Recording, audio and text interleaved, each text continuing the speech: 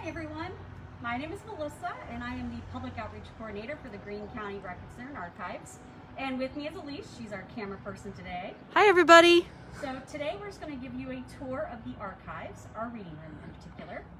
So before we get started though, we just want to let you guys know we have an announcement. We are now officially open to the public, but we are only allowing appointments only and one person at a time.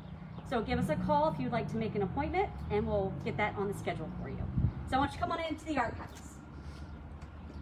But here, we do have a note here for the visitors, giving the instructions as well.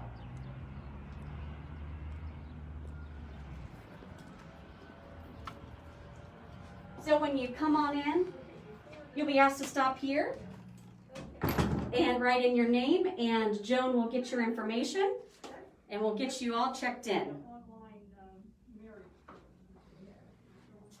And you'll be allowed to enter.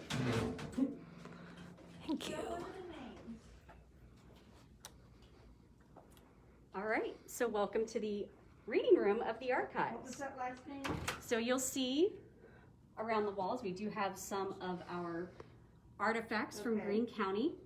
We have here some copper roofing from the courthouse clock tower that our county services, actually Jeff, did for us. Okay. We have this hay knife that came from the infirmary that they've also mounted for us, and we've put a little description underneath it. Okay. Hold on. And a couple other items of note.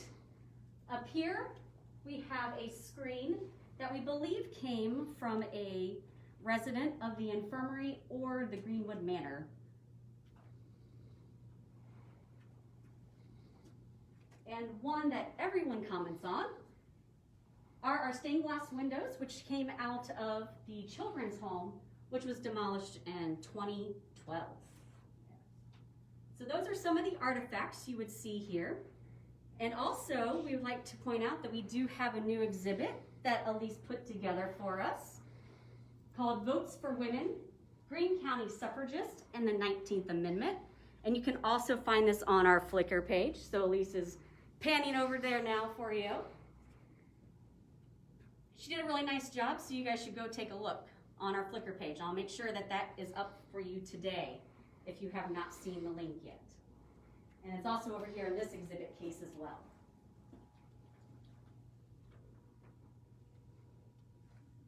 Now, when you come into the archives, most of the time you're going to be doing genealogical research, or maybe you need your marriage or a divorce decree, maybe some property research. So we've got different types of records that you'll find here in our reading room. First, though, that might be useful, is that we do have a bunch of reference materials here on our first shelving unit. So you might find those useful if you're doing property research or just some general research in so. Now, property research, we have some of our auditor's books, our tax duplicates, which we actually have one out here for you. This is actually volume 2 from 1920, so it's got New Jasper, Ross, Silver Creek, Spring Valley, and Sugar Creek. And just to give you an idea of what you'll find in here, since this is a newer 1920, these are actually typed in so you can see the names, survey numbers and or lot numbers, the acreage, amount, all those types of things. So if there are any improvements done, they're going to list those as well. So these are really great if you're doing property research. We also have for you on, well, I'll let Joan do what she's doing. We're going to move over here. We also have probate records, but those we're going to talk more about later this week. But we also out here have our will records. So if you know when somebody had their will drawn up, you can go to these books. And this one is from, I think, 1803 to 1815, so it's an older one. So you can tell these are handwritten. But these are going to list the wills for individuals within Greene County. We also have our marriage records, which Okay, well, I found it. are along this wall here, 1978, October 7th. and this center rack as well. Well, okay. Jones actually got one out. I will show you an older one. So I can do that. But these are our more recent marriage records. So, So you have names of the people getting married, their dates of birth, parents' names. So they have a lot more information than some of your earlier records. So these are really useful when you're no, doing it does. your family's history. Yes, ever since that new driver's license. But an older type of record, Years ago, they, marriage record, this one is from 1840 to 1852.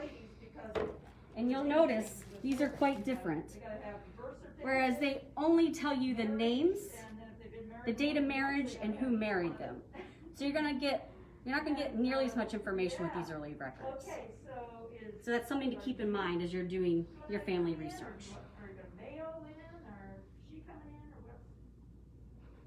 All right, we also have birth and death records from 1870 to roughly 1909. So our death record here, this is just an indication as to how things have changed. So here you'll see that these early records just had the names, their date of death, their date of birth, possibly the cause of death, where they were living. So it's not a certificate like you would think of later on, but it still gives you some information. Unfortunately though, not all deaths were recorded regularly, so if you don't find one, it doesn't mean they didn't die in this county, it just means that it might not have been recorded. And the same actually holds true of our birth records for the same time period. Again, it's a very similar layout within here.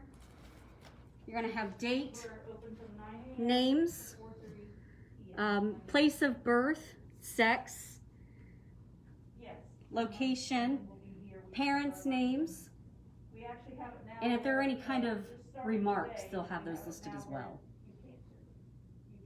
So again, if you don't find one in here, and you know the person was born during this time frame, it doesn't mean they weren't born in Greene County, it just means it might not have been registered. And then lastly, let's show you some of our old common pleas court minutes. So we have the appearance docket here, which if you have a case number, these are great, because you can go straight to that case number. There's an index in the front.